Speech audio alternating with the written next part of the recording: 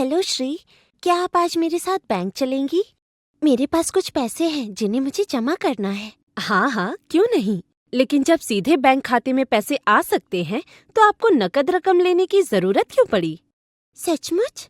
ये भला कैसे? डिजिटल पेमेंट इलेक्ट्रॉनिक रूप से भुगतान करने का एक तरीका है। इसमें आपको अपने पास पैसे रखने की जरूरत नहीं है। आजकल ये तरीका काफी पसंद किया जा रहा है क्योंकि इससे पेमेंट लेना और देना आसान है। ये तो काफी दिलचस्प है। क्या आप मुझे बता सकती हैं कि ये कैसे काम करता है? तुम्हें मेरी दोस्त प्रिया याद है? पहले वो एपीएमसी मंडी में अपनी फसल बेचती थी, तो खरीदार से नगद में मिले पैसों को लेकर घर चली जाती थी।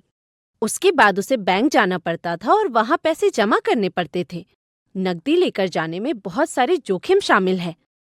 कई बार तो बैंक बंद रहते हैं, इसीलिए उसे पैसे अपने घर में जमा करने पड़ते थे। पैसे जमा करने से पहले बैंक के कई चक्कर लगाने पड़ते थे। साथ ही उसे बैंक में लंबी कतारों में खड़ा होना पड़ता था। जरा घर में रखे पैसों के जोखिमों के बारे में सोचो। चोरी का डर, पैसा खोने का डर या यहाँ तक कि उसे नुकसान पहुँचने का डर, और समय बर्बाद होता है सो अलग। लेकिन अब वो अपने खरीदारों से सभी पेमेंट ऑनलाइन करने के लिए कहती है। वो एपीएमसी में खरीदार के साथ खड़ी होती है, लेकिन पैसा तुरंत उसके खाते में पहुंच जाता है। प्रिया को अब खरीदारों से मिलने वाले पैसों को बैंक में जमा कराने की कोई चिंता नहीं रहती। न चोरी का खतरा, न नुकसान का डर, और न ही समय बर्बाद होता है। यहीं पर डिजिटल पेमेंट ने उसकी काफी मदद की है। बैंक में पैसा जमाने करने की बजाय आप अपना फोन इस्तेमाल कर सकते हैं। सीधे अपने बैंक खाते में पैसा पाने के लिए भीम यूपीआई जैसी डिजिटल ट्रांसफर सेवाएं मददगार साबित होती है। इस तरह आपको नगद पैसे इधर उधर ले जाने की चिंता नहीं होगी। हाँ,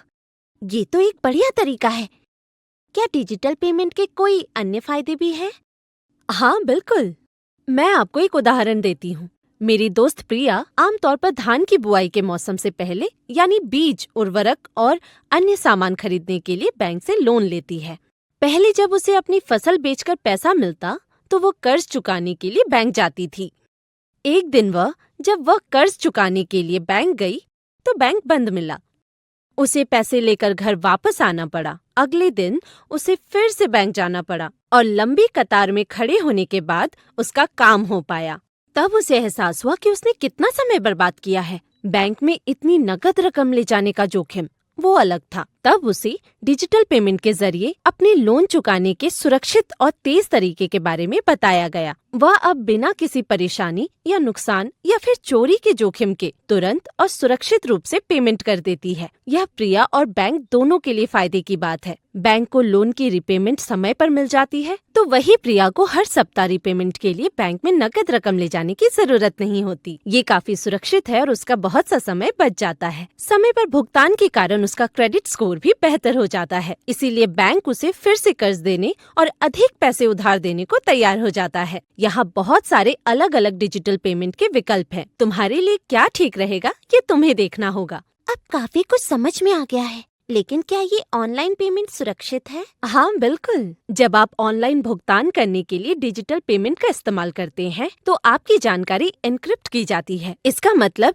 ये हैकर्स और अन्य साइबर खतरों से सुरक्षित है। और अगर आप किसी भुगतान सेवा का इस्तेमाल कर रहे हैं तो उनके पास धोखाधड़ी को रोकने और आपके खाते की सुरक्षा के लिए उपाय होते हैं। तो अब मुझे समझ आया कि डिजिटल भुगतान न सिर्फ अधिक सुविधाजनक है, बल्कि नकद रकम अपने पास रखने की तुलना में अधिक सुरक्षित भी है। हाँ बिल्कुल।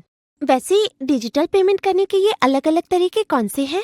ऐसे कई तरीके हैं जो यूजर को मोबाइल वॉलेट ऐप में पैसे ट्रांसफर और जमा करने देते हैं। इंटरनेट बैंकिंग डिजिटल पेमेंट का एक और विकल्प है जो यूजर्स को अपने बैंक को वेबसाइट या ऐप के जरिए लेन देन करने में सक्षम बनाता है। यूपीआई या यूनिफाइड पेमेंट इंटरफेस पेमेंट का एक और बढ़िया तरीका है। इसमें यूजर्स के एक बैंक खाते से दूसरे में तुरंत पैसे ट्रांसफर हो जाते हैं।